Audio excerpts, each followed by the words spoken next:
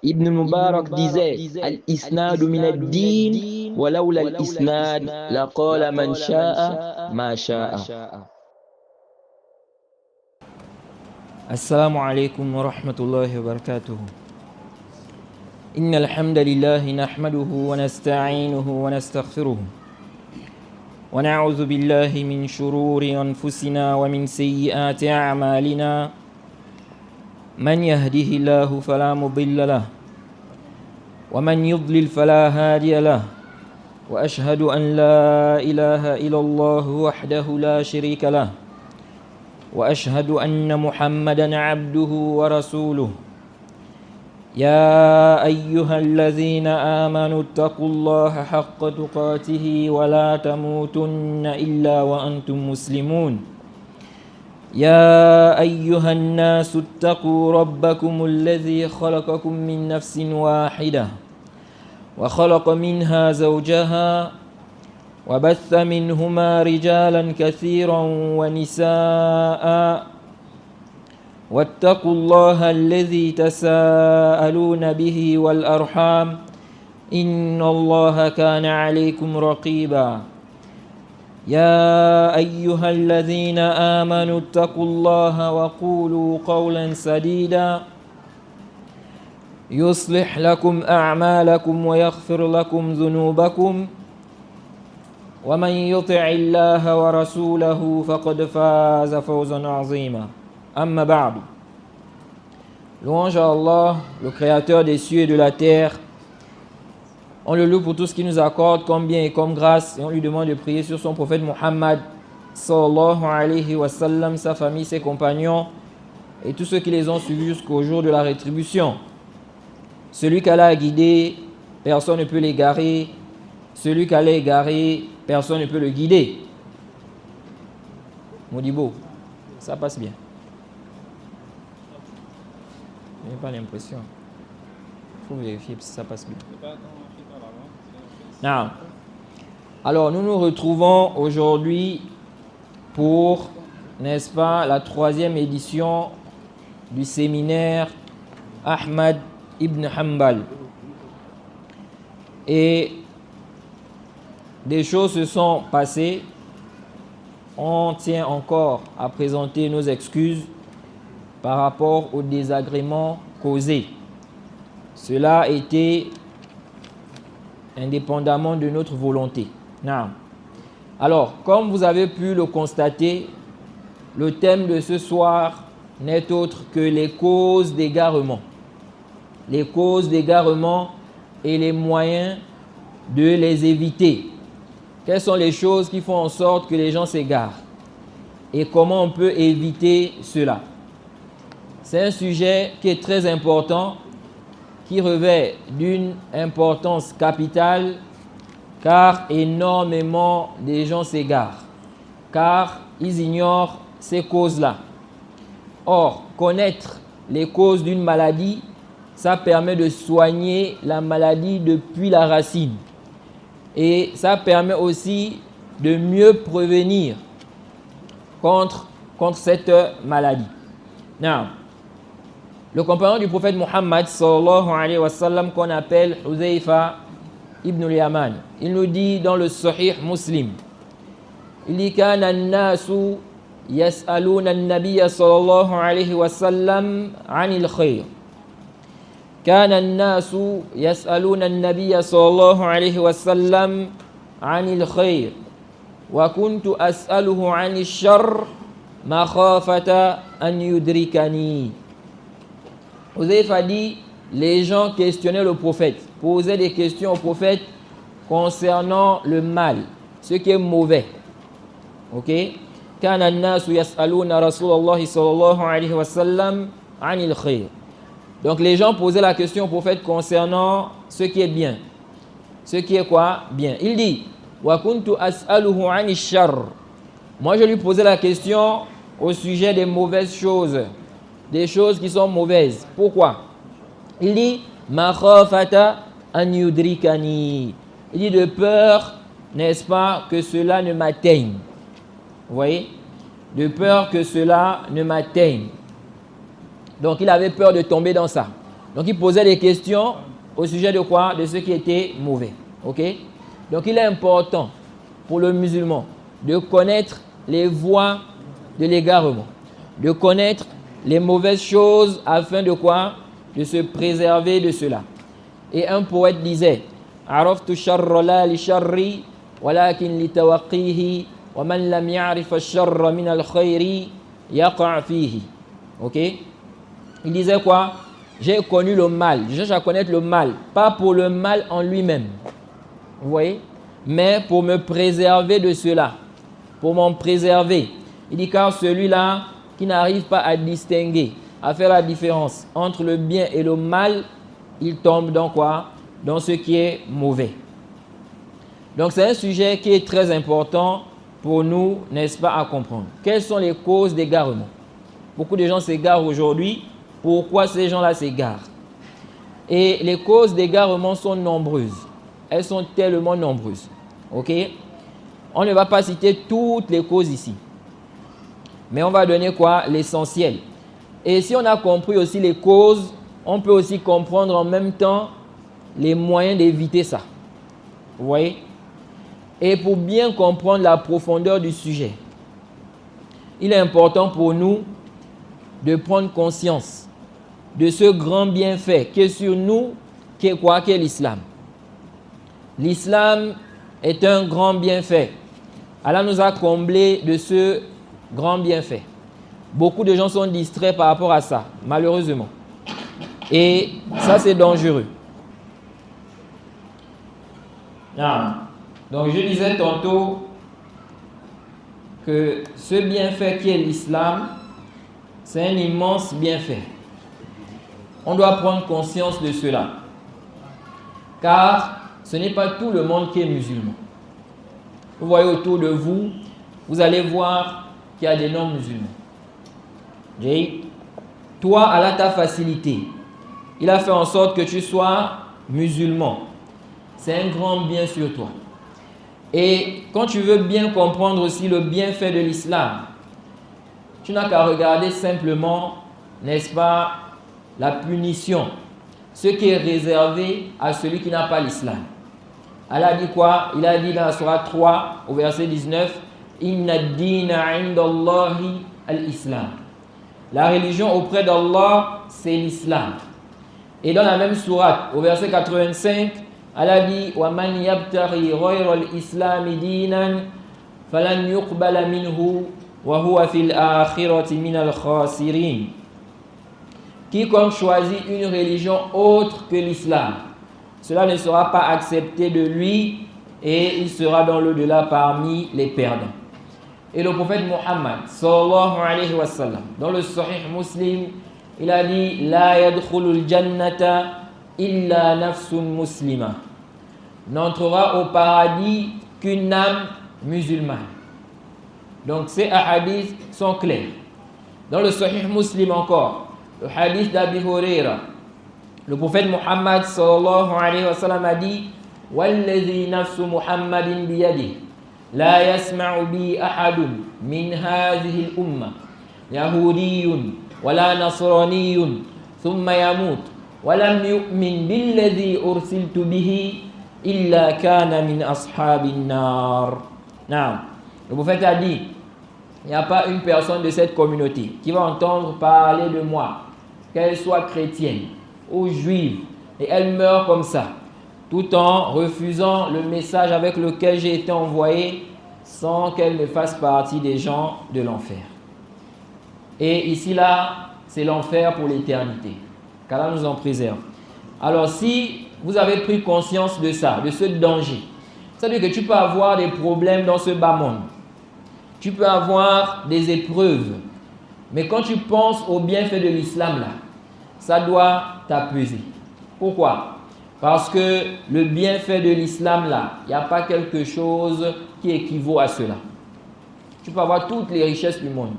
Tu peux avoir la plus bonne santé du monde. Si tu n'as pas l'islam, alors ceci n'est pas profitable pour toi dans l'au-delà. Si le musulman a compris, et il a aussi pris conscience du danger de l'enfer, parce que l'enfer aussi, c'est un danger. Beaucoup de gens ne méditent pas par rapport à cela.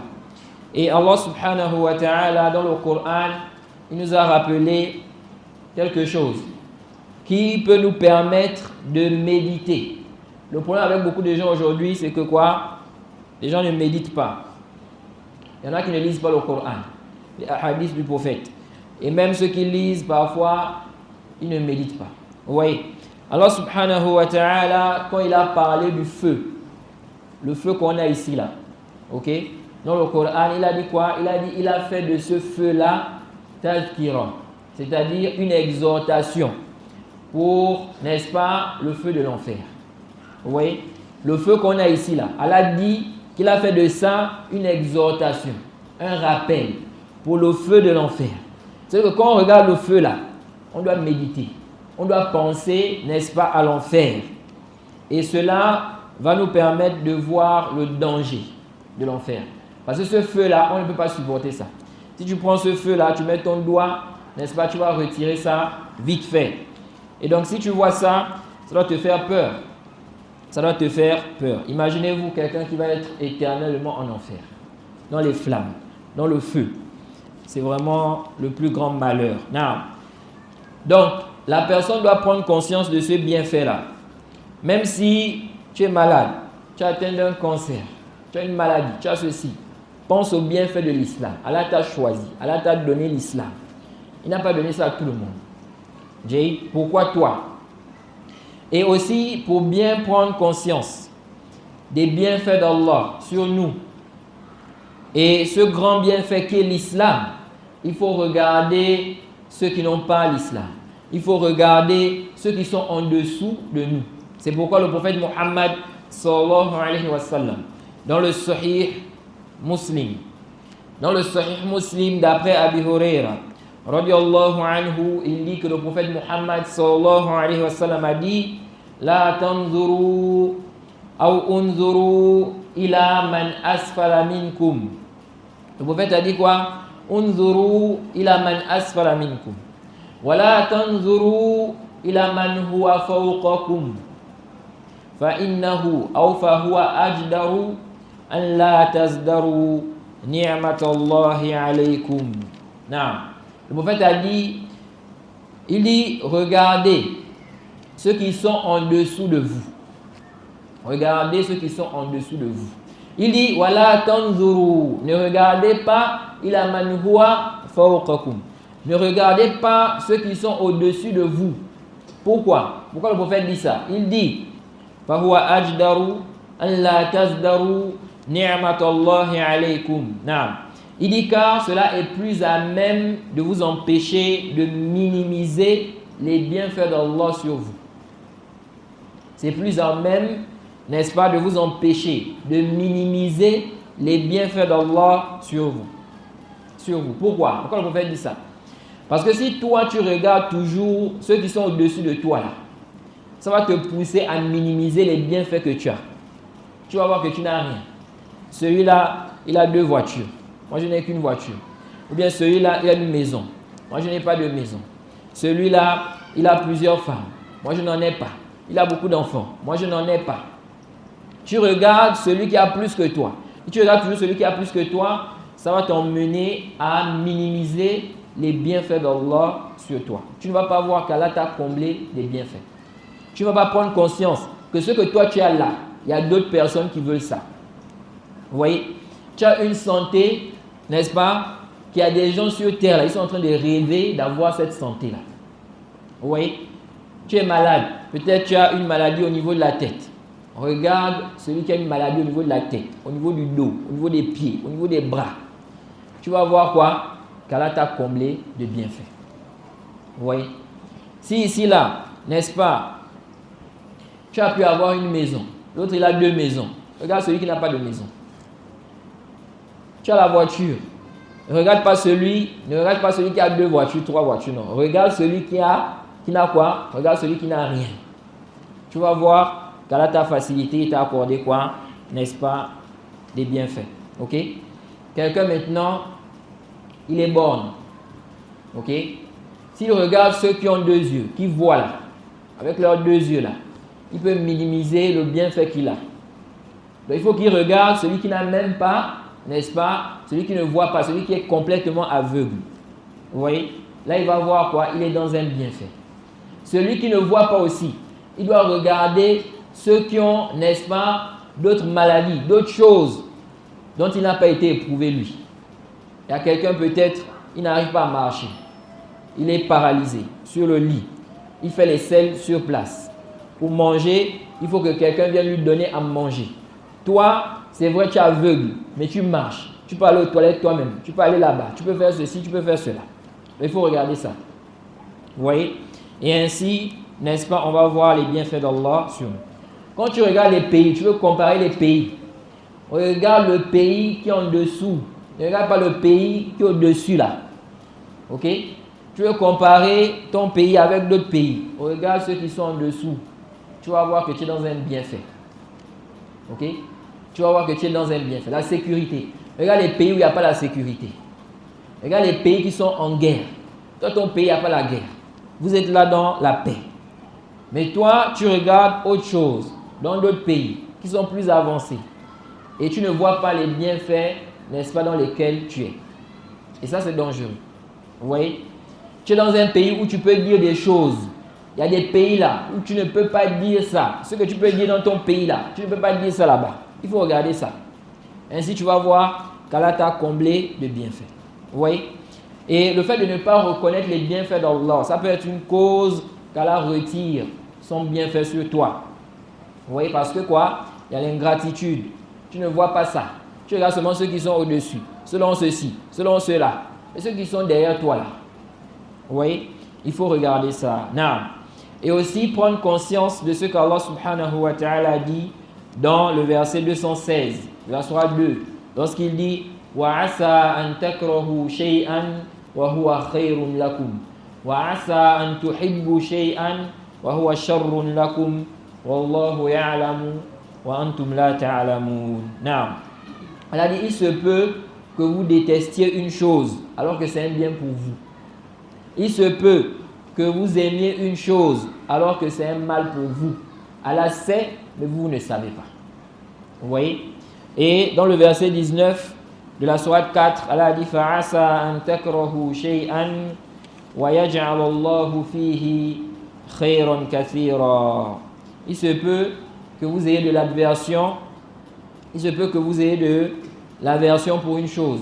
Ou il se peut que vous détestiez une chose alors qu'Allah va y mettre beaucoup de bien. Vous voyez? Donc toi, tu ne sais pas. Tu vois ici, là, tu détestes. Pourquoi ça? Pourquoi ça? Il se peut que toi, là, ton bien ici. Regardez la pauvreté. Vous voyez quelqu'un, il va regarder ceux qui sont riches. Pourquoi moi, je n'ai rien? Hein? Ceux-là, ils ont l'argent. Ils ont des voitures. Ils font des voyages. Moi, je n'arrive pas à faire tout ça. Tu ne sais pas. Il se peut que toi, si Allah te donne des richesses, là, tu vas abandonner la religion. Vous voyez? Tu vas abandonner complètement la religion. Ou bien, si tu étais sur la sunna, tu vas délaisser la sunna à cause de l'argent là. Ça va t'éprouver. Vous voyez? Regardez déjà, parfois vous allez voir des gens, si, n'est-ce pas, on leur a promis une grande somme d'argent. Il se peut que cette personne-là ne soit plus concentrée dans la prière. On lui dit après la prière de Zuhr, il faut venir prendre 1 milliard. Vous voyez? Il rentre dans la prière là. La tête là, il est en train de faire seulement les calculs. 1 milliard là, je vais payer quoi? Je vais faire ceci, je vais faire cela. Il n'est plus concentré. Pourquoi? À cause de ça. Vous voyez? Donc ça c'est quoi? Ça c'est seulement un cas comme ça. Il y a des gens qui s'égarent comme ça lorsqu'ils ont beaucoup de biens, lorsqu'ils ont beaucoup de richesses. Vous voyez? Et il y a d'autres même, n'est-ce pas, qui à cause de ces richesses-là, ils sont trompés. Ils pensent que ça c'est le signe qu'Allah les aime. Vous voyez? S'ils sont riches, ça veut dire qu'Allah les aime. Là, vous voyez, c'est pourquoi Allah a dit وَكَذَلِكَ فَتَنَّا بَعْضَهُمْ بِبَعْضٍ لِيَقُولُوا أَهَؤُلَاءِ مَنَّ اللَّهُ عَلَيْهِمْ بَيْنِنَا أَلَيْسَ اللَّهُ بِأَعْلَمَ بِالشَّاكِرِينَ. Allah a dit, c'est ainsi nous les éprouvons les uns par les autres, afin qu'ils disent, est-ce cela qu'Allah a favorisé sur nous? N'est-ce pas Allah qui connaît le mieux, qui connaît mieux ceux qui sont reconnaissants? Vous voyez? Les associateurs, les mécréants, au temps du prophète, ils voyaient quoi? Que des esclaves acceptaient l'islam, des pauvres acceptaient l'islam. Et eux, ils étaient des gens riches. des gens respectés. Donc ils ont dit, si l'islam c'est la vérité là, comment se fait-il que ce sont ceux-là qui rentrent dans l'islam? Les esclaves, les pauvres, de manière générale. Vous voyez, pourquoi? Parce qu'ils se sont dit que leur place là, ça montre qu'Allah les aime. Vous voyez, le fait qu'ils aient des biens, etc. Et donc si Allah les aime, si l'islam c'est la vérité, ils sont plus en droit d'être guidés vers l'islam. Et comment eux n'ont pas accepté l'islam? Et ce sont ceux-là qui acceptent quoi? L'islam. Et ça c'est parmi même l'une des grandes causes d'égarement des gens. Vous voyez? Le fait de regarder les bienfaits là. Voilà quelqu'un, c'est un innovateur. Mais on le voit, n'est-ce pas? Il vit une vie de luxe. Vous voyez? Et vous allez voir, il y a d'autres qui sont sur la sunna là. Ok? Ils ont des problèmes. Problèmes au travail. Il n'y a pas la femme. Ok? Il perd ses enfants. Il n'y a pas de biens. Il a besoin d'argent. Comme ça. Maladie. Toujours à l'hôpital. Vous voyez? Il y a des gens comme ça, ils sont éprouvés. Il va dire, ah, comment ça? Moi, je suis sur la sunna, non? Je suis sur le manhaj. Mais comment se fait-il que, n'est-ce pas, j'ai des problèmes comme ça? Et ceux-là, ils sont dans le faux, ils ont toutes ces richesses-là. Et voilà comment il est quoi? Il est trompé et il va se dire, donc ça veut dire qu'en réalité, je ne suis pas sur une bonne voie. Il faut que je sois comme ceux-là. Il faut que quoi? Que je sois comme ceux-là. Non. Donc ici, là, quand tu regardes, n'est-ce pas, ceux qui sont égarés, ceux qui ne sont pas musulmans, tu prends conscience du bienfait de l'islam sur toi. Ok? Tu prends conscience du bienfait de l'islam sur toi. Toïb. L'islam, on a dit, c'est un grand bienfait. Mais, est-ce que ça suffit? Là. Ça ne suffit pas. Être musulman, c'est bien. C'est vraiment, n'est-ce pas, un grand bienfait. Si tu meurs musulman, alhamdulillah, tu ne vas pas rester éternellement en enfer. Ok? Toïb. Mais est-ce que ça suffit? Non, ça ne suffit pas. Ok? Être musulman ne suffit pas. Il faut être musulman et il faut être sur la sunna du prophète Muhammad sallallahu alayhi wa sallam. Et ça, beaucoup de gens, n'est-ce pas, ne prennent pas conscience de cela. Le fait que tu sois musulman là, ça là seulement, ça ne suffit pas pour garantir que toutes les pratiques que tu poses dans l'islam, toutes les croyances que tu es sur la vérité. Ok? Être musulman ne garantit pas que tu es sur la vérité sur toutes les pratiques que tu fais dans l'islam, que tu poses dans l'islam, et toutes les croyances que tu as dans l'islam. Un musulman peut se tromper. Un musulman peut commettre un péché. Un musulman, n'est-ce pas, peut faire une pratique qui n'est pas conforme à la sunna. Vous voyez? Et pour que vous puissiez bien comprendre cela, écoutez ces hadiths. Le prophète Muhammad sallallahu alayhi wa sallam, dans le Sahih al-Bukhari, le hadith de Anas ibn Malik, il nous dit: Ja'a thalathatu rahtin ila buyuti azwajin nabi sallallahu alayhi wa sallam. 3 personnes sont venues, n'est-ce pas? 3 personnes sont allées chez les femmes du prophète. Yas'aluna an ibadati nabi sallallahu alayhi wa sallam. Ils sont allés, n'est-ce pas, chez les femmes du prophète, poser des questions au sujet de l'adoration du prophète Muhammad sallallahu alayhi wa sallam. On dit ici, falamma ukhbiru, lorsqu'ils ont été informés de l'adoration du prophète, qu'est-ce qu'ils ont dit? Faqalu, ils ont dit, ayna nahnu minan nabi sallallahu alayhi wa sallam wa qad ghufira lahu ma taqaddama min dhanbihi wa ma ta'akhkhar. Ils ont dit, où sommes-nous face au prophète? Vous voyez, qu'est-ce que nous faisons par rapport, n'est-ce pas, à l'adoration du prophète? Alors que le prophète, on lui a pardonné ses péchés passés et futurs. Donc si on lui a pardonné ses péchés passés et futurs là, et il fait cette adoration là, qu'on nous a mentionné là, mais que dire de nous? Vous voyez? Et donc ils se sont dit quoi? Ils se sont dit que ce qu'ils font là, c'est rien. Ce qu'ils font, c'est rien. Alors, on dit quoi ici? Qala ahaduhum. L'un d'eux a dit. Il a dit, amma ana fa usalli فأصلي الليل أبدا. Il y a un qui a dit, moi, je vais prier toute la nuit. Je ne dors pas. Toute la nuit, je veux prier. Parce que si le prophète, n'est-ce pas, on lui a pardonné ses péchés passés et futurs, et il fait l'adoration comme nous avons mentionné là, bon, nous on doit faire quoi? Ok? Donc il dit ici là, moi, je vais prier toute la nuit. Un autre a dit, قال آخر أنا أصوم الدهر ولا أفطر. Il a dit, moi, je vais jeûner toute la nuit. Je ne romps pas. Vous voyez? وقال آخر أنا أعتزل النساء فلا أتزوج أبدا. Et il y a un autre qui a dit quoi? Moi, je m'éloigne des femmes. Je m'écarte des femmes. Je ne vais jamais me marier. Quand le prophète a entendu ça, فجاء رسول الله صلى الله عليه وسلم. Il a dit, أنتم الذين قلتم كذا وكذا. C'est vous qui avez dit ceci, cela.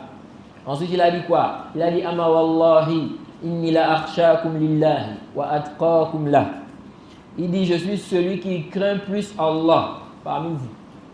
Vous voyez? Donc parmi vous là, c'est moi qui crains plus Allah. Mais avec ça, il dit, walakinni asum wa uftir. Walakinni asum wa uftir. Il dit, mais je jeûne et je romps.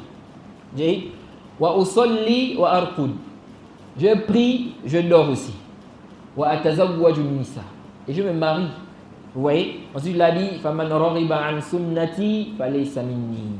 Il a dit, celui qui se détourne de ma sunna, ou quiconque s'écarte de ma sunna, ne fait pas partie des miens. Vous voyez?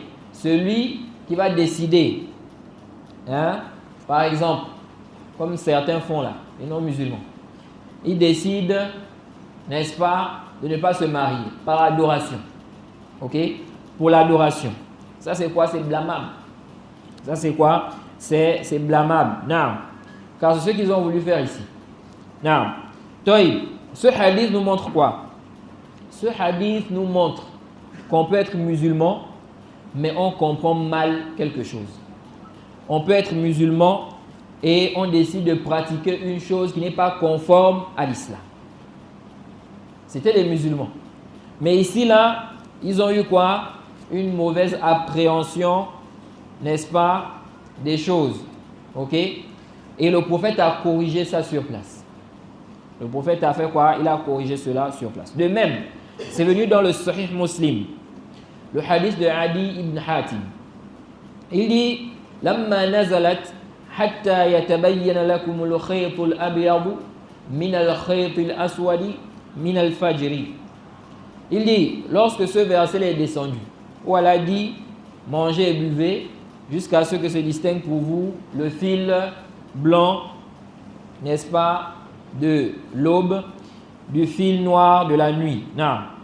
Lorsque le verset est descendu, Adi ibn Hatim dit, il dit quoi? Il dit ceci. Il dit qultu, il a dit au prophète, Ya Rasulallah, ô messager d'Allah, inni aj'alu tahta wisadati iqalayni.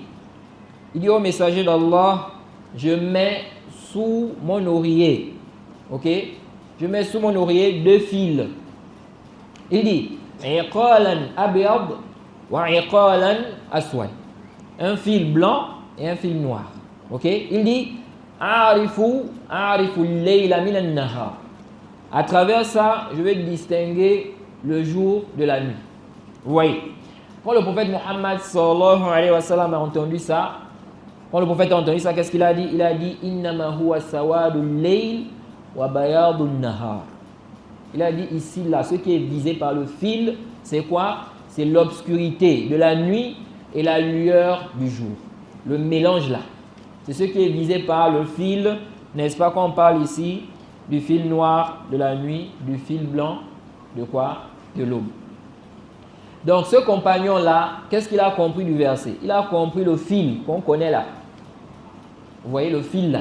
C'est comme ça qu'il a compris ça. Là, il a mis ça sous l'oreiller. Il a mis ça quoi? Sous l'oreille. Quand ça va se distinguer, quand il va voir, parce qu'à l'époque, ce n'était pas comme aujourd'hui.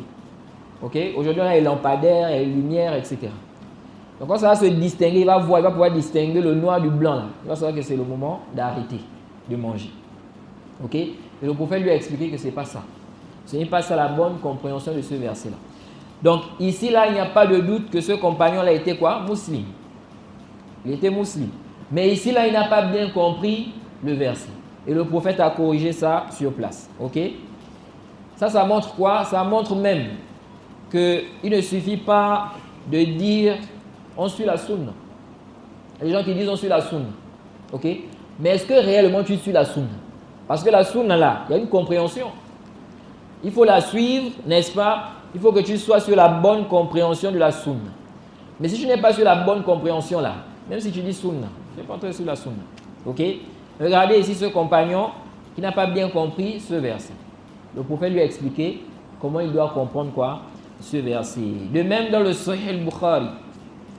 Dans le Sahih al-Bukhari, le hadith de Ibn Mas'ud, il dit Lamma nazalat hadhihi al-aya.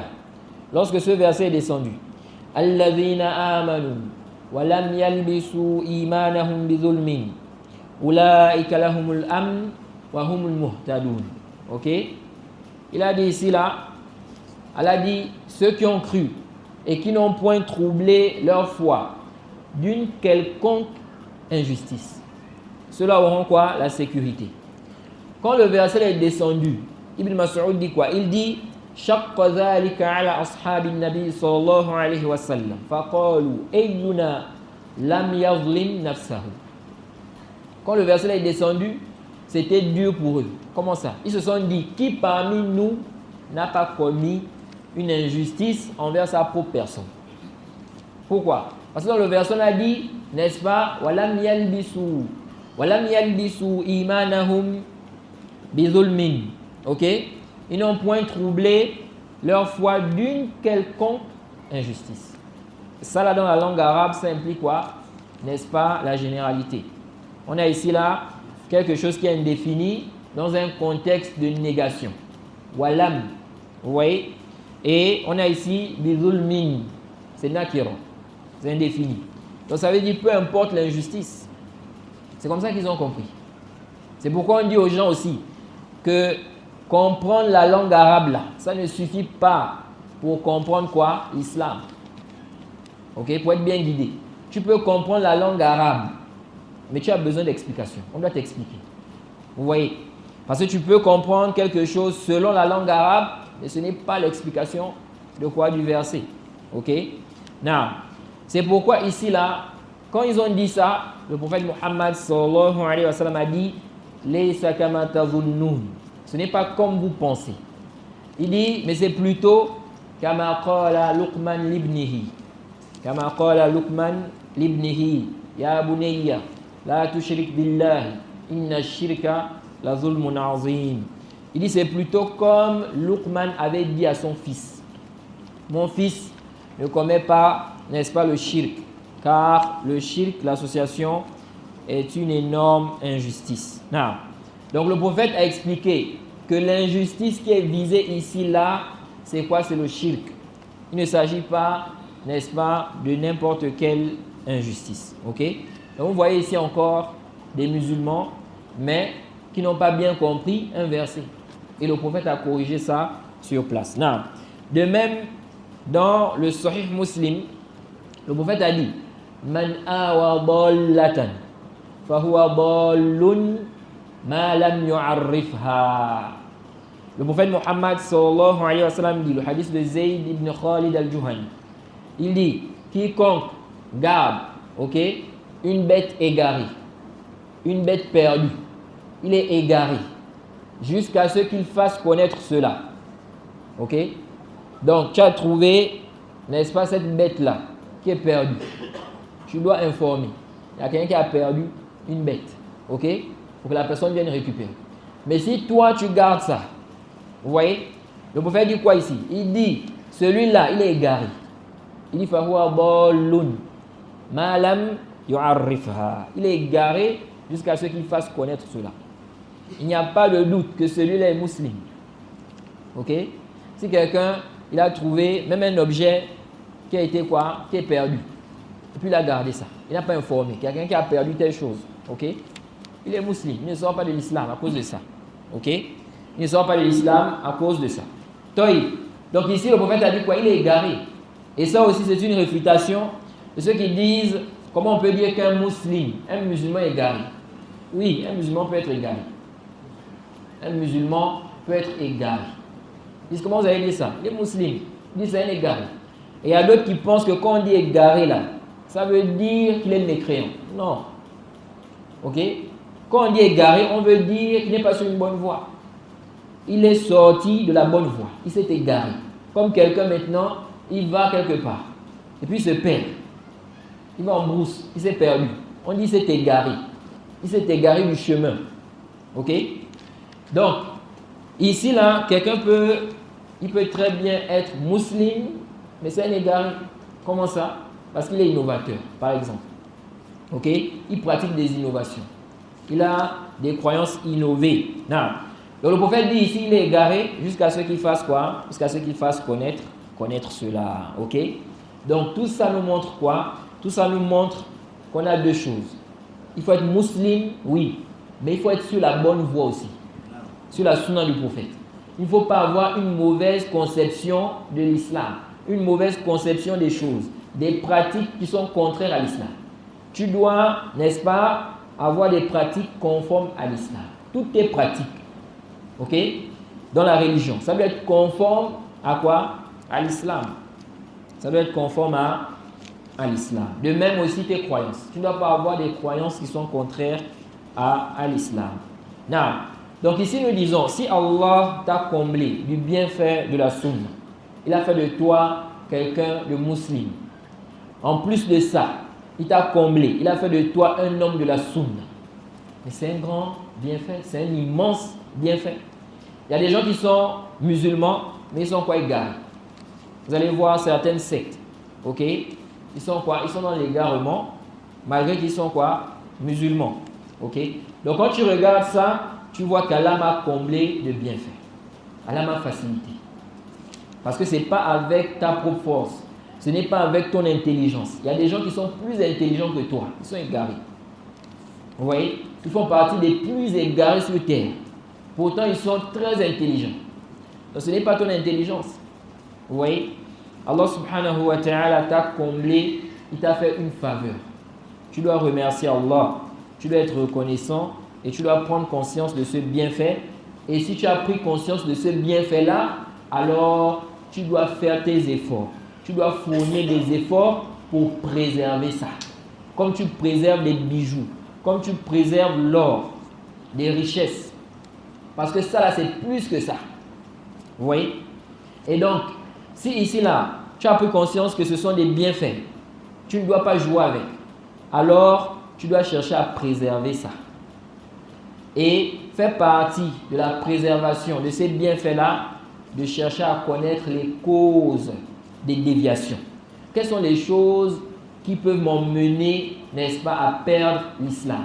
Quelles sont les choses qui peuvent m'emmener à perdre la sunna, à devenir égaré? Tu cherches à connaître ça. Ensuite, tu cherches, n'est-ce pas, à tout prix à éviter cela. Tu évites cela. Pourquoi? Parce que si tu tombes dans cela, alors tu tombes dans une perte. Donc sans plus tarder, quelles sont les causes d'égarement? Et quels sont les moyens, n'est-ce pas, qui vont nous permettre d'éviter cela? La première cause qu'on va citer ici, c'est quoi? C'est le délaissement du Coran et de la Sunna. Ça, c'est quoi? Ça, c'est l'une des causes d'égarement. Délaisser le Coran et la Sunna. Combien de personnes aujourd'hui là? Quelqu'un va te dire, il est musulman. Mais quand il s'agit, n'est-ce pas, de juger selon les principes de l'islam, selon les preuves de l'islam, lui, il délaisse ça. Vous voyez? Il préfère suivre sa passion. Alors qu'Allah subhanahu wa ta'ala dit dans le verset 65 de la sourate 4, فَلَا وَرَبِّكَ لَا يُؤْمِنُونَ حَتَّى يُحَكِّمُوكَ فِيمَا شَجَرَ بَيْنَهُمْ ثُمَّ لَا يَجِدُوا فِي أَنفُسِهِمْ حَرَجًا مِمَّا قَضَيْتَ وَيُسَلِّمُوا تَسْلِيمًا. Non. Allah dit, et par ton Seigneur, ils ne seront jamais croyants jusqu'à ce qu'ils te demandent de juger de leurs disputes. Ok? C'est pas tout. Et qu'ils ne ressentent pas d'angoisse, de problème, de gêne dans ce que tu auras décidé et qu'ils se soumettent complètement à ta sentence. Vous voyez? Sinon, on ne sera pas croyant. Vous voyez? Ça montre quoi? Ça montre ici que le fait de délaisser, n'est-ce pas, le jugement de la révélation, ça conduit à quoi? À, n'est-ce pas, l'égarement. Et ici, là, subhanallah, méditez sur ce verset-là. On n'a pas dit seulement, n'est-ce pas, de se faire juger par le Coran et la Sunna. De se faire juger parce que le prophète a dit. On a dit quoi? Fala wa rabbika la yu'minuna hatta yuhakkimuka fima shajara bainahum. C'est tout? Non. Thumma la yajidu fi anfusihim harajan. Vous voyez? Donc, on se fait juger par ce que le prophète a dit, par le Coran et la Sunna. Ce n'est pas tout. Après le jugement là, quand tu as écouté le jugement là, tu ne dois pas encore avoir un problème dans ton cœur. Tu es en colère. Il y a des gens comme ça. Il dit oui, on va juger. On dit ok. Maintenant, quand on lui donne tort là, on dit c'est toi qui as tort. Parce que le prophète a dit comme ça, donc c'est lui qui a raison, toi tu as tort. Il est fâché. Vous voyez? Non. On a dit ici là, tu ne dois pas avoir de l'angoisse. Ok? Tu ne dois pas avoir de problème. Et ce n'est pas tout. On a dit wa yusallimu taslima. Et qui se soumettent complètement à sa sentence. Parce qu'il y a des gens, il faut accepter. On a jugé, oui, il n'y a pas de problème. Mais maintenant, mettre en application, là, il ne met pas. Ok? Donc ça ne suffit pas. Tu as écouté, non. Tu es satisfait, c'est le jugement d'Allah. Donc si j'ai tort, voilà, je suis satisfait de ça. C'est le jugement d'Allah. Ok? Toi, maintenant, il faut mettre en application. Ok? Il faut mettre en application. Si on a dit par exemple, tu as causé du tort à ton frère, ok? Tu as été injuste envers lui. Maintenant on regarde les preuves. Quand on regarde les preuves ici là, ok? C'est toi qui as tort. Ce qu'il faut faire, selon la législation, il faut lui demander pardon. Ok? Et puis, si ici là, tu as empiété sur son honneur, il faut aller, n'est-ce pas, rectifier ça. Là où tu as gaspillé son honneur là, tu as bafoué son honneur, il faut partir là-bas, repartir là-bas pour arranger. Ok? Tu es d'accord avec la sentence, mais tu ne vas pas faire. Non, il faut aller faire. Ok? Il faut aller faire. Naam. Et Allah subhanahu wa ta'ala dit quoi? Il dit dans le verset 63 de la sourate 24, فَلْيَحْذَرِ الَّذِينَ يُخَالِفُونَ عَنْ أَمْرِهِ أَنْ تُصِيبَهُمْ فِتْنَةٌ أَوْ يُصِيبَهُمْ عَذَابٌ أَلِيمٌ. Naam. Qu'ils prennent garde ceux qui contredisent son ordre. Que ne leur atteigne, n'est-ce pas, une fitna ou un châtiment douloureux. Fitna ici, certains savants dit, c'est quoi? Les épreuves, l'égarement. Donc, si toi tu t'opposes, tu contredis, n'est-ce pas, le prophète, tu peux être éprouvé. Par quoi? L'égarement. Vous voyez? Par quoi? Des épreuves comme ça. Non, il y a d'autres savants qui ont dit, ici la fitna c'est quoi? C'est le shirk. Vous voyez? Le fait que la personne suive sa passion. C'est comme Allah dit, as-tu vu celui qui a fait de sa passion sa divinité? Donc tu laisses le jugement du prophète, tu suis ta passion. Ils ont dit c'est le shirk. Vous voyez? Tu as commis quoi? Le shirk. Non. Toïb. Ces versets nous montrent quoi? Ces versets nous montrent, n'est-ce pas, que le fait de délaisser le jugement de la révélation, ça conduit à quoi? À l'égarement. Non. Deuxièmement, parmi les causes de déviation, nous avons quoi? Le fait de délaisser la compréhension des pieux prédécesseurs. Fahm salaf salih. Délaisser le Coran et la Sunna. Ça, normalement, ça devrait être évident et clair pour tout le monde. Parce que le Coran, il s'y trouve dans le Coran, n'est-ce pas, la guidée pour les gens. La lumière. Dans la Sunna aussi, la Sunna authentique. Le fait de délaisser aussi la compréhension des pieux prédécesseurs, là, c'est parmi les causes d'égarement. Vous voyez? Pourquoi? Parce qu'il nous est demandé de suivre les premiers musulmans. Ceux qui ont commencé à pratiquer l'islam avant nous. Les compagnons du prophète Muhammad sallallahu alayhi wa sallam, leurs élèves, ceux qu'ils ont enseignés, ceux qui, n'est-ce pas, les ont suivis et ceux qui ont suivi cela. C'est pourquoi Allah subhanahu wa ta'ala dit dans la sourate 2, au verset 137, il dit فَإِنْ آمَنُوا بِمِثْلِ مَا آمَنْتُمْ بِهِ فَقَدِ اهْتَدَوْا. Il dit, s'ils croient comme vous avez cru, ils seront bien guidés. Il n'y a pas de doute que le verset là, quand c'est descendu, nous on n'était pas là. Ok? Qui était là-bas? C'était les compagnons du prophète. Donc quand Allah dit, s'ils croient comme vous avez cru, c'est d'abord les compagnons du prophète. Vous voyez? Donc on dit ici que si on croit comme les compagnons ont cru là, si on a les mêmes croyances que là, on sera bien guidé. Donc on comprend quoi? Que si on n'a pas les mêmes croyances qu'eux, on est égaré, on s'égare. Vous voyez?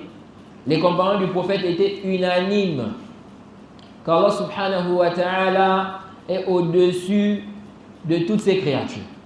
Toi tu viens aujourd'hui, tu dis non, Allah est partout. Ah. On dit ici là, tu es quoi? Tu es dans l'égarement. Ok? De même, Allah subhanahu wa ta'ala nous dit dans, n'est-ce pas, le verset 100 de la sourate 9, il dit وَالسَّابِقُونَ الْأَوَّلُونَ مِنَ الْمُهَاجِرِينَ وَالْأَنصَارِ وَالَّذِينَ اتَّبَعُوهُمْ بِإِحْسَانٍ رَضِيَ اللَّهُ عَنْهُمْ وَرَضُوا عَنْهُ وَأَعَدَّ لَهُمْ جَنَّاتٍ تَجْرِي تَحْتَهَا الْأَنْهَارُ خَالِدِينَ فِيهَا أَبَدًا ذَلِكَ الْفَوْزُ الْعَظِيمُ. Allah dit ici là, les tout premiers croyants parmi les auxiliaires et les émigrés et ceux qui les ont suivis de façon convenable. Ok? Il dit ici là, Allah les a agréés et ils l'ont agréé. Il a préparé pour eux le paradis sous lequel coulent les ruisseaux pour y demeurer éternellement. Voilà l'énorme succès. Donc Allah subhanahu wa ta'ala ici fait l'éloge des compagnons et ceux qui vont les suivre. Il nous explique ici là qu'ils ont été agréés et qu'il a préparé pour eux le paradis. Donc si nous, on veut être agréés par Allah, ok? Si on veut le paradis, qu'est-ce qu'on doit faire? On doit suivre cela. On doit suivre cela. Car s'ils ont été agréés par Allah, ok? C'est parce qu'ils ont bien compris quoi? Parce qu'ils ont bien compris l'islam. Vous voyez? Il n'y a pas de doute que ça prouve qu'ils ont bien compris l'islam. Ok? Ils ont bien compris l'islam. Et de surcroît, les compagnons du prophète Muhammad sallallahu alayhi wa sallam, ils ont vécu quand il y avait la révélation. Lorsqu'ils avaient un problème, ils pouvaient voir le prophète pour que le prophète leur explique. Ok? De même si ils arrivaient à mal comprendre quelque chose, le prophète expliquait, il clarifiait. Ok? Donc la révélation, quand la révélation est terminée, n'est-ce pas, ce dont on a besoin a été clarifié. Bon, si maintenant toi, tu arrives, tu prends des versets, tu comprends ça comme tu veux, tu ne reviens pas, n'est-ce pas, à la compréhension des premiers musulmans. Tu vas faire quoi? Tu vas t'égarer. Ok? Tu vas t'égarer. Et Allah dit également dans, n'est-ce pas, le verset 115 de la sourate 4, il dit وَمَنْ يُشَاقِقِ الرَّسُولَ مِنْ بَعْدِ مَا تَبَيَّنَ لَهُ الْهُدَى وَيَتَّبِعْ غَيْرَ سَبِيلِ الْمُؤْمِنِينَ نُوَلِّهِ مَا تَوَلَّى وَنُصْلِحِ جَهَنَّمَ وَسَاءَتْ مَصِيرًا. Allah dit quoi? Et quiconque fait scission d'avec le messager d'Allah et qui suit, donc après que la vérité lui est parvenue, et qui suit un chemin autre que celui des croyants, nous allons le laisser comme il s'est détourné et on le mettra où c'est? En enfer. Vous voyez? Donc, s'écarter de la voie du prophète, s'écarter de ce que le messager d'Allah sallallahu alayhi wa sallam a enseigné, de même que s'écarter de ce sur quoi sont les croyants, ça expose à la punition, au châtiment, comme Allah a dit ici. Et il n'y a pas de doute que les premiers croyants, c'est d'abord les compagnons du prophète. Ensuite, n'est-ce pas, leurs élèves, ceux qui les ont suivis. Donc ça veut dire quoi? Ça veut dire quoi? Ça veut dire que quand le verset est descendu, quand on dit « et qui suit un chemin autre que celui des croyants », ok? Comme nous on n'était pas là, les croyants ici, c'est d'abord ceux qui étaient là. Bon, maintenant ceux qui étaient là, ils sont unanimes, ok? Que telle chose est obligatoire. Toi tu viens en 2026, tu dis non, On peut interpréter le Coran. Allah nous a donné la réflexion. On peut réfléchir. On peut, n'est-ce pas, dire le contraire. Là, on dit quoi? On dit non. On n'interdit pas, n'est-ce pas, d'apporter des explications, des interprétations, n'est-ce pas, qu'on ne trouve pas forcément chez ceux qui nous ont quoi? Précédés. On n'interdit pas ça. Parce que le Coran, n'est-ce pas, Allah a fait descendre ça pour que ça soit un guide pour les gens. Et il nous a demandé de méditer. Et le fait de méditer là, ça implique qu'on découvre des choses. En lisant là, on va découvrir des choses. On peut découvrir dans un verset que, donc le verset là parlait de telle vérité scientifique. On regarde chez les anciens là-bas, on ne trouve pas un salaf qui a dit ça. Ça, c'est pas interdit. Ok?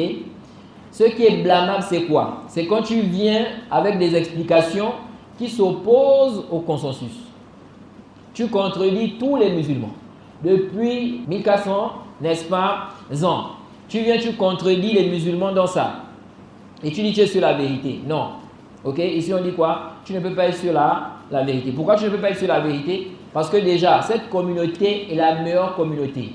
Comme Allah a dit, Kuntum khayra ummatin ukhrijat linnas. Vous êtes la meilleure communauté qu'on a fait surgir pour les gens. Donc si c'est la meilleure communauté, quand tu viens en 2026, tu dis la vérité, c'est avec moi. Tout ce que les savants ont dit dans les livres des tafasirs là, tout ce que les salafs ont dit, tout ça là, c'est pas vrai. Ils étaient tous en erreur. C'est grave. Comment la meilleure communauté? Ils étaient tous en erreur pendant des siècles. Maintenant, c'est en 2026 on a vu la vérité. Voilà. C'est comme ceux qui viennent aujourd'hui qui disent quoi? Qui disent que le voile n'est pas obligatoire. Le voile de la femme. Ok? Le voile de la femme n'est pas obligatoire. Et puis, ils prennent des versets où on parle du voile, ils interprètent ça à leur manière. On dit ici, là, qu'on n'a même pas besoin d'abord de rentrer dans la réfutation même de vos explications qui sont caduques. Le simple fait déjà qu'aucun savant, aucun salaf, depuis des siècles, aucun n'a dit ça, que ce n'est pas obligatoire pour la femme de mettre le voile, ça montre déjà que vous êtes en erreur. Ça montre déjà que vous êtes dans un égarement. Vous voyez? Parce que le prophète Muhammad sallallahu alayhi wa sallam, dans le Sahih al-Bukhari, dit La tazalu ta'ifatun min ummati zahirina ala al-haq. Un groupe de ma communauté ne cessera d'être sur la vérité. Il y a toujours un groupe qui est sur la vérité. Toute la communauté ne peut pas être en erreur. Là. Or, votre prétention là, ça veut dire que toute la communauté était en erreur. Vous voyez? Parce que qui a dit ça avant vous? Qui sont les salafs? Qui sont les savants, n'est-ce pas, parmi les savants reconnus sur la bonne voie? Qui a dit ça? Qui a dit ça parmi ces savants-là? Que le voile n'est pas obligatoire. Il n'y a pas un savant qui a dit cela. Ok? Donc ici, nous disons la compréhension des salafs là. Ça, le fait de délaisser ça, c'est parmi les causes d'égarement. Ok? Donc quand tu viens, tu ne regardes pas la compréhension des salafs. Tu prends seulement le Coran comme ça. Tu dis, bon, le verset là, moi ce que je comprends du verset là, c'est ça. Tu appliques. Moi ce que je comprends du hadith là, c'est ça. Tu appliques, tu vas t'égarer. Il n'y a pas de doute. Ok? Si tu fais abstraction de la compréhension des salafs, ok? De la compréhension des premiers musulmans, ceux qui sont passés, n'est-ce pas, avant toi là. Tu veux comprendre l'islam de toi-même, tu t'égares. Ok? Tu fais quoi? Tu t'égares. Regardez les compagnons du prophète. On a donné des exemples. Ça, c'est les compagnons du prophète. Ils ont eu à comprendre certains versets, ok? D'une compréhension qui n'était pas la bonne compréhension. Le prophète a corrigé. Vous voyez? Maintenant, comment toi tu vas venir aujourd'hui? Tu dis non, on nous a donné la raison. On a la raison. Je connais la langue arabe. Tu prends le Coran, tu expliques comme tu veux. Tu prends les hadiths, tu expliques comme tu veux. Tu vas t'égarer et tu vas égarer les gens. Il n'y a pas de doute là-dessus. Non. Donc ça, c'est parmi les causes d'égarement. Et découle de là aussi une autre cause qui est rattachée à celle-là, c'est quoi? C'est tout simplement, n'est-ce pas, le délaissement du ijma, du consensus qui est prouvé. Vous voyez, délaisser le consensus qui est prouvé. Ça va te conduire à l'égarement. Il y a des gens comme ça. Ils ne regardent pas. Consensus des musulmans. Il n'y a pas consensus des musulmans. Lui, ce n'est pas son problème. Dès qu'il a une position là, il suit ça seulement. Non, tu ne peux pas agir comme ça. Sinon, si tu agis comme ça là, tu vas t'égarer. Parce que ici là, comme le prophète a dit, un groupe de ma communauté ne cessera d'être sur la vérité. Si toute la communauté est unanime sur un point, c'est la vérité. Parce que ne pas dire, ou bien dire Dire que ce n'est pas la vérité, ça veut dire que toute la communauté était en erreur. Et ça contredit quoi? Ça contredit la parole du prophète Muhammad sallallahu alayhi wa sallam. C'est pourquoi quand on dit la compréhension des salafs, qu'est-ce que ça veut dire? Il y a des gens aujourd'hui là, ils disent quoi? Ils contestent parmi les égarés. Ok? Vous n'avez pas trouvé un homme de la sunna, quelqu'un qui a compris, n'est-ce pas, le kitab et la sunna. Un homme de la sunna, il va contester ça. Le fait de suivre, n'est-ce pas, les pieux prédécesseurs. Ce sont les égarés qui sont contre ça. Ok? Donc, il y a des gens, ils vont dire, on suit ici là qui? Parmi les salafs. Et parce que les salafs là, eux-mêmes, ils ont divergé aussi sur des questions. Donc, vous dites la compréhension des salafs. Et combien de fois j'ai écouté, n'est-ce pas, des gens comme les badjarophiles, certains prédicateurs égarés là. Ils viennent avec ça. Pour embrouiller les ignorants. Bon, vous dites, on suit les salafs. Quels salafs? Parce que les salafs eux-mêmes, ils n'étaient pas unanimes sur certaines questions. Donc, on suit qui? Après, je donne des exemples. Dit par exemple, tel sujet. Les salafs ont divergé. Certains ont dit comme ça. D'autres ont dit comme ça. Bon, on suit qui? Vous voyez? Ça, c'est le jahl. C'est le jahl. Ça, c'est de l'ignorance. C'est soit de l'ignorance ou bien la passion. Vous voyez? Quand on dit ici là de suivre les salafs, qu'est-ce que ça veut dire? Suivre les salafs ici, ça a deux sens. Premièrement, suivre leur consensus. L'obligation de suivre les salafs. Suivre leur consensus. S'ils sont unanimes, ne viens pas contredire. Ok? Parce que ça là, c'est la vérité. Ça, c'est premièrement. Deuxièmement, s'ils ont divergé entre eux, en 2 paroles, 3 paroles, 4 paroles, 5 paroles, n'emmène pas une parole qui va au-delà. Tu dois tourner autour de leurs paroles là. S'ils ont divergé par exemple en 3 paroles, d'une divergence qui est répandue entre eux, toi ne viens pas avec une 4e parole qui n'a rien à voir avec leurs paroles. Ça contredit complètement toutes leurs paroles. Ok? Donc quand ils disent ici là, les salafs ont divergé sur certaines questions, on prend, n'est-ce pas, on suit quel salaf? Ou c'est la compréhension de quel salaf? On dit ici là, vous devez suivre, n'est-ce pas, la compréhension de certains salafs. C'est-à-dire, dans les salafs là qui ont divergé, comme vous dites là, vous devez choisir une position là-bas, en fonction de ce qui vous apparaît comme preuve. Ok? En fonction de ce qui vous apparaît comme preuve. L'image, pourquoi? Pourquoi on dit ça? Parce que si toi tu viens, tu dis non, moi je peux venir, même s'ils ont divergé en 3 paroles. Par exemple, on prend le cas de la femme. Le fait que la femme couvre son visage. Est-ce une obligation, oui ou non? Quand on regarde dans les paroles des salafs, dans les propos des salafs, quand on regarde dans les propos des salafs, on voit qu'il y a certains salafs qui voyaient l'obligation et il y a d'autres qui voyaient que ce n'est pas obligatoire, mais préférable. Ok? Toi, tu arrives, tu dis, c'est une coutume des Arabes. Couvrir le visage là. Ce n'est pas obligatoire, ce n'est pas préférable, c'est une coutume des Arabes. Ok? C'est une coutume. Ici, là, on dit quoi? On dit non. Ok? Tu dois tourner autour de leurs paroles. Si tu as un avis ici, là, tu dois avoir soit la position de ceux qui disent que c'est obligatoire, soit la position de ceux qui disent que c'est préférable. Mais si toi tu viens, tu dis non, tu viens maintenant avec un nouvel avis.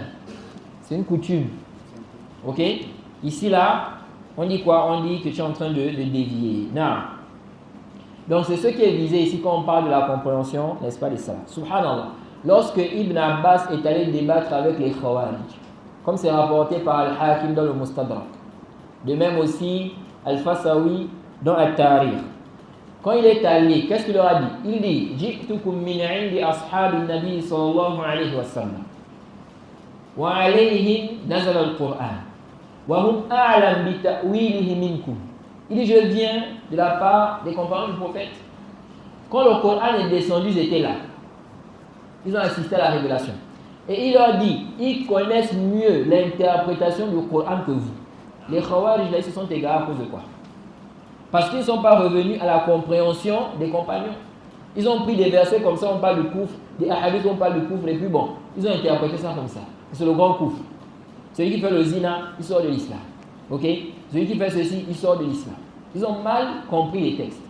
Donc il leur dit, ils connaissent mieux, les compagnons du prophète connaissent mieux l'interprétation du Coran que vous. Ensuite il a dit, walaysa fikum minhum ahad. Il leur a dit, et il n'y a aucun compagnon avec vous. Aucun compagnon n'est sur votre voie là. Oui, pour dire quoi? Pour dire ici là qu'ils sont sur une mauvaise voie. Si les compagnons du prophète sont sur une voie, toi tu es sur une autre voie. Il n'y a pas de doute que tu es quoi? Tu es ici, n'est-ce pas, dans une déviation. Non. Donc, tout ceci nous montre quoi? Ça nous montre l'importance de suivre les pieux prédécesseurs. Et ces compagnons du prophète là, ils ont eu des élèves. Ils ont eu des élèves. Hein? On parle des Mujahid, Saïd ibn Jubayr, etc. Des élèves des compagnons. Et ils ont appris auprès d'eux. Ok? Ils ont compris la religion auprès d'eux. Ils nous ont transmis cette religion-là. C'est pourquoi vous voyez dans les tafassirs, quand vous voyez le tafsir, quand on met l'explication par exemple d'un compagnon, ou bien l'explication d'un tabi'i, ou bien, n'est-ce pas, d'un tabi'i, ainsi de suite. Ok? Non. Et beaucoup de gens aujourd'hui là, n'est-ce pas, sont contre ce point-là. Si on dit suivez le Coran et la Sunna, vous allez voir que ceux qui se clament de l'islam n'ont pas de problème. En dehors des Coraniyous, les Coranistes. Ok? Parce que ceux-là, ils disent on suit le Coran seulement. Vous voyez? Ceux-là, les savants disent ce sont des mécréants. En réalité même, ils ne suivent pas le Coran. Parce que le Coran demande de suivre la Sunna. Donc, vous allez voir qu'aujourd'hui, là, ceux qui se réclament de l'islam, quand on dit on suit le Coran et la Sunna, les gens sont d'accord. Mais, ce point qu'on a mentionné là, suivre les pieux prédécesseurs, c'est là le problème. Vous voyez? Il y en a, ils ne sont pas d'accord. Ok? Il y en a, ils ne sont pas d'accord. Et il y a d'autres aussi, ils vont dire comme ça, on est d'accord. Mais, dans la pratique, ils ne suivent pas les pieux prédécesseurs. Vous voyez? On dit les pieux prédécesseurs, voilà leur voie. Ils étaient comme ça, ils faisaient ceci. Voilà. Lui, il ne suit pas. Vous voyez, il suit quoi? Il suit sa passion. Non. Parmi les causes d'égarement, rapidement, on a quoi? L'ignorance. Ok? Le jahl. Ça, c'est parmi les grandes causes d'égarement. Beaucoup de gens s'égarent aujourd'hui. Ce n'est pas forcément parce qu'ils ont rejeté la vérité. Ok? Mais c'est le jahl, l'ignorance. Ils sont ignorants de la vérité. Et celui qui ignore la vérité, il se peut qu'il prenne cela en ennemi. Vous voyez? Parce qu'il ne connaît pas. Combien de gens ont été détestés par des gens? Pourquoi? Parce que ces gens-là ne connaissent pas la vérité. S'ils avaient su la vérité là, ils ne devaient pas détester les gens. Ils devaient savoir que ces gens-là, ce sont des gens qui sont sur la vérité. Pourquoi on les déteste? Vous voyez? C'est pourquoi Allah subhanahu wa ta'ala dit quoi? Il dit dans le Coran, dans le verset 24 de la sourate 21, il dit بل أكثرهم لا يعلمون الحق فهم معرضون. Non. La majorité d'entre eux ne connaissent pas la vérité et donc ils sont détournés. Ignorer la vérité là, ça peut, n'est-ce pas, conduire au détournement. Vous voyez? Non. Et le prophète Muhammad sallallahu alayhi wa sallam dans le Sahih Muslim, d'après Abdullah ibn Amr ibn As, il dit que le prophète a dit Inna Allah la yaqbidu al-ilma intiza'an yantazi'uhu min sudur al-ibad wa innama yaqbidu al-ilma biqabdi al-ulama hatta idha lam yubqi 'aliman ittakhadha an-nas ru'usan juhalan fasu'ilu fa'aftaw bighayri 'ilmin fadallu wa adallu. Vous voyez? Le prophète dit qu'Allah subhanahu wa ta'ala ne retire pas la science, n'est-ce pas, des poitrines des serviteurs. Ok? Donc ceux qui ont la science là, un matin, ils se réveillent, ils ne connaissent plus rien. Non. Le prophète dit, Allah enlève la science en donnant la mort aux savants. Donc la science part quand les savants meurent. Vous voyez? C'est pourquoi il y a l'expression, certains qui disent, quand un savant meurt, là, on dit, c'est une bibliothèque qui fait quoi? Qu'on a perdu, qui est parti. Vous voyez, tout ce qu'il avait comme connaissance là, il est parti avec. Vous voyez? Parce que la véritable connaissance là, c'est quoi? C'est aussi ce que tu as mémorisé. C'est ce que tu as mémorisé. Ce qui est dans ton cœur là. C'est ça. Non. Donc, ici le prophète dit quoi? Il dit, il donne la mort aux savants. Jusqu'à ce qu'il ne reste plus de savants. Les gens vont prendre les têtes des gens ignorants. Ils vont les mettre devant. Et ils vont leur poser des questions. Ils vont s'égarer et ils vont égarer. Vous voyez? Ils vont s'égarer eux-mêmes, ils vont égarer les autres. Ça prouve quoi? Ça prouve que le djihad, l'ignorance, c'est parmi les causes d'égarement. Et ça montre aussi Ce hadith montre aussi l'importance des savants. Now, parmi également les causes de l'égarement. Rapidement, on a plus assez de temps. Now, nous avons le suivi des passions. Le suivi des passions. Combien de personnes, n'est-ce pas, s'égarent à cause de ça? Subhanallah. C'est un danger. Le suivi de la passion. Tu, n'est-ce pas, préfères ici, là. Tu fais passer tes envies, tes préférences, n'est-ce pas, devant la vérité. Vous voyez?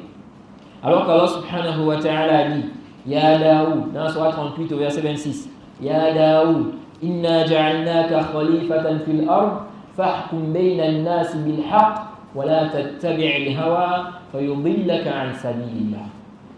Vous voyez? Allah dit, Ya Daoud, nous avons fait de toi une khalifa fil ard. Fahkum bayna an-nas bil haqq. Juge entre les gens avec équité, avec la vérité. Fahkum bayna an-nas bil haqq wa la tattabi' al-hawa.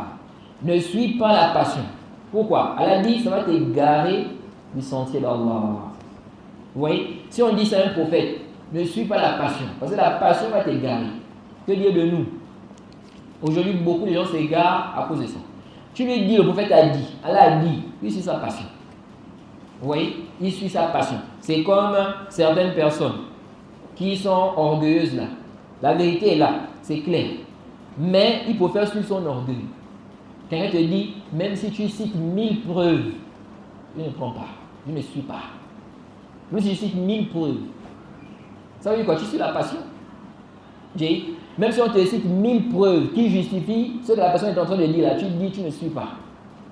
Ça veut dire que tu suis quoi? Ta passion. Donc il y a l'orgueil et le suivi de la passion. Parce que l'orgueil là, en réalité c'est le suivi de la passion. Tu es en train de suivre ici là ton désir. Vous voyez? Ton envie. Non.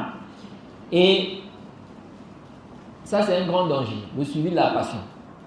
Le suivi de quoi? De la passion. Et pire encore, sont ceux-là qui suivent la passion et puis ils veulent justifier ça. Encore celui qui suit sa passion, il te dit, ah vraiment, c'est la passion, je suis la passion. La vérité, ils sont en train de suivre ma passion. Je sais, c'est pas bien, mais la passion. Vous voyez, mais il y a d'autres là, ils veulent justifier. Il sait qu'il est en train de suivre sa passion, mais il veut justifier. Non, il n'y a pas de problème, on peut faire ça. Vous voyez? Non. Et ça nous emmène aussi à parler de l'autre cause de déviation qui est quoi? L'orgueil. Ok? L'orgueil. L'orgueil aussi, ça fait partie des causes de déviation. Il y a des gens, à cause de l'orgueil, là, il va rester sur une position dont il sait que ce n'est pas la bonne position. Et à cause de ça, il va être égaré. Parce que cette position-là, c'est l'égarement. Mais toi, à cause de l'orgueil, tu préfères rester sur ça. Tu t'égares. Vous voyez? Et c'est dangereux. Et l'orgueil, là, c'est parmi les causes qui font en sorte qu'Allah t'égare. C'est pourquoi Allah subhanahu wa ta'ala dit, dans la sourate 7, au verset 146, il dit سَأَصْرِفُ عَنْ آيَاتِيَ الَّذِينَ يَتَكَبَّرُونَ فِي الْأَرْضِ بِغَيْرِ الْحَقِّ. Il dit, je vais écarter de mes signes ceux-là qui s'enflent d'orgueil, ceux qui sont orgueilleux, sans droit. Ça veut dire quoi? Ça veut dire que Allah subhanahu wa ta'ala, Allah va faire en sorte qu'ils ne voient pas la vérité. C'est pourquoi il a dit وَإِنْ يَرَوْا كُلَّ آيَةٍ لَا يُؤْمِنُ بِهَا وَإِنْ يَرَوْا سَبِيلَ الرُّشْدِ لَا يَتَّخِذُوهُ سَبِيلًا وَإِنْ يَرَوْا سَبِيلَ الْغَيِّ يَتَّخِذُوهُ سَبِيلًا ذَلِكَ بِأَنَّهُمْ كَذَّبُوا بِآيَاتِنَا وَكَانُوا عَنْهَا غَافِلِينَ. Non. Allah dit ici là, s'ils voient tous les signes, tous les miracles, ils ne vont pas croire. Vous voyez? S'ils voient aussi la bonne voie, ils ne vont pas suivre ça. Mais s'ils voient la mauvaise voie, ils vont suivre ça. Elle a dit ceci car ils ont démenti, n'est-ce pas? Ils ont traité de mensonges nos versets et ils n'étaient pas quoi? Attentifs à cela. Vous voyez? Allah a dit quoi ici? Il dit Sa'asrifu an ayati alladhina yatakabbaruna fil ardi bighayri al-haqq. C'est une punition pour lui. Pourquoi? À cause de son orgueil, à cause de son démenti. C'est comme lorsqu'Allah subhanahu wa ta'ala dit dans le verset 110 de la sourate 6, il dit wa nuqallibu af'ilatahum wa absarahum kama lam yu'minu bihi awwal marra wa nadharuhum fi tughyanihim ya'mahun. Allah dit nous allons détourné leur cœur et leurs yeux de la vérité. Comme ils n'ont pas cru la première fois, donc comme ils ont refusé la vérité là, au début, Allah les a punis. En faisant quoi? Il a détourné leur cœur et leurs yeux. Donc ils vont plus voir la vérité. Vous voyez? Et Allah dit, nous allons les délaisser, n'est-ce pas, aveuglément, marcher aveuglément dans leur rébellion. Il ne va pas les aider à être guidés. Parce que le fait d'être guidé là, c'est là qui t'a aidé. Vous voyez? Donc il y a des gens qu'Allah n'aide pas. Il les laisse comme ça, dans leur égarement. Il y a des gens qu'Allah, n'est-ce pas, qui scellent leur cœur. Donc même si tu apportes la vérité là, il ne va pas suivre. Ce qui est haq, lui il voit que c'est faux. Ce qui est faux, lui il voit que c'est vrai. Vous voyez? Et ça c'est une punition. Ce n'est pas une injustice. C'est une punition. Comme ici là, il a fait les asbab, les causes, les choses qui ont fait en sorte qu'Allah le punisse par cela, Allah l'a puni par cela. Vous voyez? Et de là, une question se pose. Quelqu'un comme ça, quelqu'un maintenant, Allah, n'est-ce pas, a scellé son cœur. Allah, n'est-ce pas, a fait en sorte qu'il ne voit pas le haq. Est-ce qu'il va être puni pour ça? Quelqu'un, Allah a fait en sorte qu'il ne voit pas la vérité. Toi, tu lui montres la vérité. Lui, il voit que c'est faux. Il suit ce qui est faux. Est-ce qu'il sera puni pour ça? Le fait d'avoir suivi le faux ici, là. Alors que c'est Allah qui a fait quoi? Qui a empêché qu'il suive le haq. Il sera puni. Il sera puni. Pourquoi? Mumtaz. Il sera puni pour ça, oui. Même s'il va dire, mais moi ici, là, j'étais incapable de voir le haq, puisque Allah a voilé mes yeux. Donc je ne pouvais pas voir. Sans Allah, je ne pouvais pas suivre le haq. Sans Allah, je ne pouvais pas suivre la vérité. Maintenant, pourquoi on me punit? Non, on te punit parce que c'est toi-même qui es le sabbat. Tu as fait les causes là. Ouais, c'est comme quelqu'un, maintenant, il est dans une voiture. Il est en train de rouler à 100 à l'heure. Ou bien il file malgré les avertissements. Il ne faut pas filer comme ça. Maintenant, à un moment donné, il perd complètement le contrôle de son véhicule. Il perd quoi? Le contrôle du véhicule. Maintenant, il va tuer les gens. Tamponner des gens là-bas. Ok? Maintenant, il dit vraiment, j'avais perdu le contrôle. Il dit non, c'est toi-même qui as été le sabbat. C'est vrai, tu ne contrôlais plus. Ok? Mais qui a été la cause de ça? C'est toi-même. Vous voyez? Quelqu'un maintenant là, il a consommé de l'alcool jusqu'à il est devenu ivre. Ok? Quand il est ivre là, il n'est plus vraiment conscient. Maintenant il fait des choses là, le désordre. On dit quoi? Mais il était en état d'ivresse. Il ne faut pas le punir. Laissez-le. Non.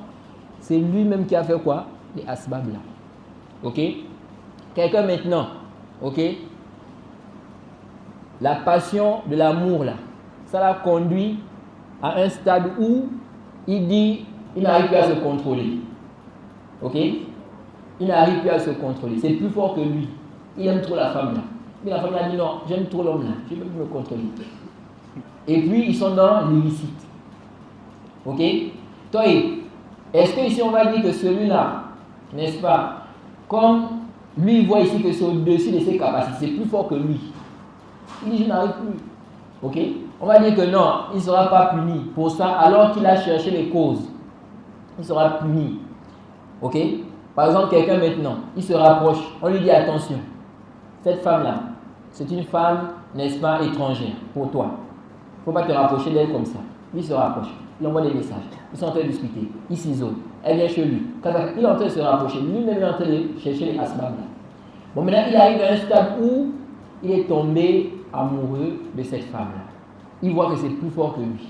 Il dit je ne peux plus supporter. C'est toi-même. Ok? Donc ici, là, on ne va pas dire quoi? Que tu ne vas pas, n'est-ce pas, être quoi? Être puni pour ce que tu vas faire de mauvais suite à cela. Et Ibn al-Qayyim, dans son livre Shifa al-Alil, Fil Masail al-Qada'i wal-Qadar wal-Hikmati wal-Ta'alil, il a expliqué ce point-là, très bien développé. Qu'il y a des gens, n'est-ce pas, qu'Allah a égaré. Ils sont dans l'incapacité de connaître la vérité. de suivre la vérité. Pourquoi? Parce qu'ils ont été quoi? On a voilé leur cœur. Ok? Il dit, mais malgré cela, ils seront punis pour ne pas avoir suivi la vérité. Pourquoi? Parce qu'ils ont été quoi? Les causes de cela. Non. Ensuite, parmi également les causes, n'est-ce pas, d'égarement, nous avons le fait de suivre les ambiguïtés. Suivre les ambiguïtés, les shubhat. Beaucoup de gens s'égarent aujourd'hui à cause de ça. Ok? C'est pourquoi on dit aux gens de ne pas écouter n'importe qui. Écouter n'importe qui là, c'est un danger. Regardez les gens du hadith. Les gens du hadith. Le hadith qu'on a aujourd'hui. Vous voyez seulement aujourd'hui, on dit ce hadith est authentique. Ou bien on dit le prophète a dit. Mais pourquoi on en arrive là? Pour dire que le hadith est authentique là. Il y a des étapes. Il y a une étude qui a été faite. Chez les gens du hadith, on te dit quoi? On te dit on ne prend pas le récit d'un rapporteur qui est inconnu, qui est majboul. On ne connaît pas, c'est qui? Ok? L'imam. Pourquoi les gens du hadith ont dit ça? Parce que le rapporteur qui est inconnu, qui rapporte le récit là, il peut être véridique. Il se peut qu'il soit véridique. Tous on ne le connaît pas. Ok? Mais comme il y a l'hypothèse aussi qu'il ne soit pas véridique, il y a l'hypothèse que c'est quelqu'un qui a des problèmes de mémoire. On ne prend pas le risque. Ok? Donc si on voit que le hadith est rapporté par un inconnu on dit quoi? C'est d'arif, on ne prend pas ça.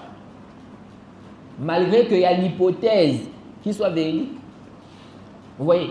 C'est ainsi. Quand on dit ne prends pas la science de n'importe qui, il faut d'abord te rassurer que celui-là, c'est quelqu'un de fiable. Pourquoi? C'est vrai, ça peut être quelqu'un de fiable. Mais il se peut aussi que ce n'est pas quelqu'un de fiable. Il se peut que ce soit quelqu'un qui est égaré, qui a des shubhat, qui a des égarements. Et si toi, tu vas l'écouter, il va t'égarer. Quelqu'un maintenant, tu ne le connais pas. Supposons. Ok? Mais, par exemple, c'est un tijanite. Ou bien un soufi. Ok? Maintenant, toi, tu décides de l'écouter. Maintenant, il te met des shubhat. Des shubhat. Tu t'égares. Quelle était la cause de ça? C'est pourquoi quand on dit n'écoutez pas n'importe qui, c'est pour le bien des gens. Ce n'est pas pour ton mal. Ce n'est pas parce qu'on est méchant envers un tel nom. On veut préserver les gens. Regardez ce que le prophète dit. Le prophète nous dit dans le Sunan Abi Daoud. Il dit d'après Abi Huraira, il dit faman sami'a bid-dajjal falyana anhu fawallahi inna ar-rajula la ya'tihi wa huwa yahsabu annahu mu'min fayattabi'uhu lima yub'ath bihi min ash-shubuhat. Le prophète dit celui qui entend parler de Dajjal, ça c'est parmi les plus grandes fitanes que le monde va connaître. La fitna de Dajjal. Le prophète dit celui qui entend parler de lui, il dit qu'il fuit. Écoutez, le prophète dit de fuir. Comme il y a des gens qui disent aujourd'hui là, non, moi je peux distinguer. Non, j'ai le aql, j'ai la raison. Toi, tu as la raison là, mais ton niveau là, c'est limité. Il y a des niveaux là. Tu n'es pas arrivé là-bas. Tu vas aller écouter quelque chose, toi tu penses que c'est bien. Mais celui qui a plus de science que toi là, il sait que ça là, ce qui a été dit là, c'est pas bien. C'est une erreur. Mais toi, tu ne peux pas distinguer ça. Je me rappelle une fois, je suis souvent ça. Je devais réfuter quelqu'un, un prêcheur d'Europe là. Hein? Non, ce n'était pas islamique. Hein? Du Sénat. Non. Donc, je voulais le réfuter. Mais avant de le réfuter, j'ai voulu faire quelque chose pour enseigner à certains frères quelque chose. J'ai pris la séquence là, que je voulais réfuter là. J'ai envoyé ça aux frères là.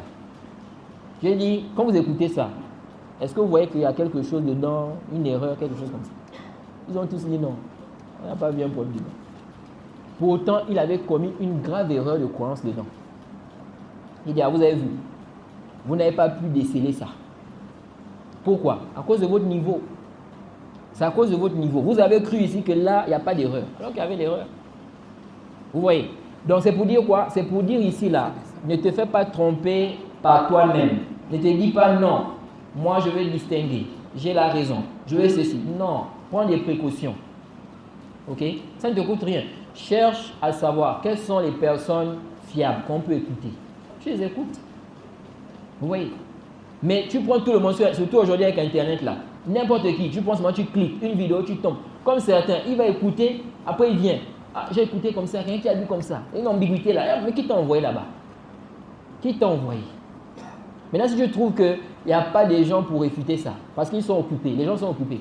Tu balances la vidéo, tu dis, ah, j'ai écouté une ambiguïté comme ça dans une vidéo là. Comment on réfute ça? Il te dit, je n'ai pas le temps. Parce qu'il faut d'abord qu'il écoute. Après, maintenant, il va te faire une autre vocale, bien écrit pour réfuter. Il te dit, je n'ai pas le temps. Maintenant, la choubra est déjà rentrée dans ton cœur. Tu ne sais pas comment, est-ce que ça va sortir? Ça va faire comment? Tu es maintenant là dans des doutes. Tu doutes maintenant. Oui, c'est dangereux. Il ne faut pas faire quoi? Il ne faut pas, n'est-ce pas, te mettre dans cette situation-là. Donc le prophète nous dit ici, il dit, il faut fuir. Il n'a pas dit non, vous êtes des croyants, n'est-ce pas? En tant que croyants, vous devez lutter, kaza kaza. Non. Il a dit, il faut fuir. Ensuite, il dit, par Allah, il dit, l'homme va partir vers Dajjal en se disant, je suis croyant. Comme ceux qui disent aujourd'hui, non, j'ai la science, je peux distinguer. Là. Vous voyez? Il dit, il va aller, il va dire, je suis croyant, mais il va finir par le suivre à cause des ambiguïtés qu'il va quoi? Qu'il va balancer. Vous voyez? Et ça nous montre quoi? Pourquoi le prophète nous dit ça?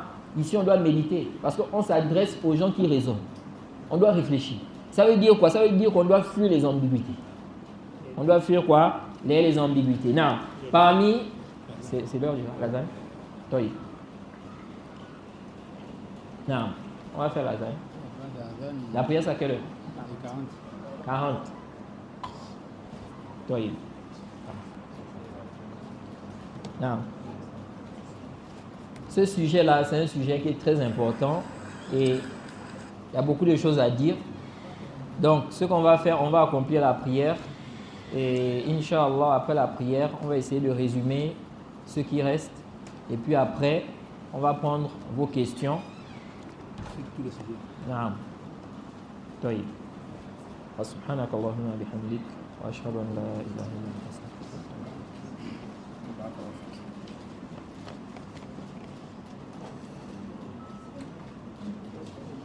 Des questions là. C'est mieux de ça à la fin.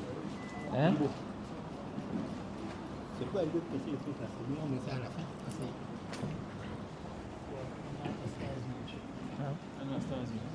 تمشي؟ طيب تحتاج للتقرير أو يكفي حضورك؟ خلاص؟ طيب جزاك الله خير. بارك الله فيك.